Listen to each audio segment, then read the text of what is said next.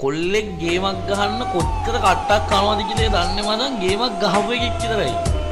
Right? ඔය කොහොම අරකයි මේකයි බයිලා කියනුන් ඉන්නව නේද? ඕක මචං කොල්ලෙක් ගේමක් ගහන්න කොච්චර දුක් විඳිනවද කියලාවත් දන්නේ නැහැ බං. මම බං කිචන් එකේ එක මේස් දෙක දාගෙන ෂූස් දාගෙන එක ජොකා ඇඳගෙන දවස් 6ක් වැඩ කරපු මිනිස්සෙක් මම. ඉඳුල් අතුලේ. ඒ දවස් 6 ඉඳලා ඉද්දි කකුල් බේරිලා කුණු වෙනසයි. ඒ වගේ දුක් විඳලා ගේමක් ගහලා ආවේ බම් මෙතනට. ඒ හින්ද මං ඒකේ රස දන්නවා. ඒ කට්ටේ රස මම දන්නවා. ඒක නිසායි කොල්ල වෙනුවෙන් වචනයක් හරි කියන්නේ බං. ඔළුව හදාගන්න.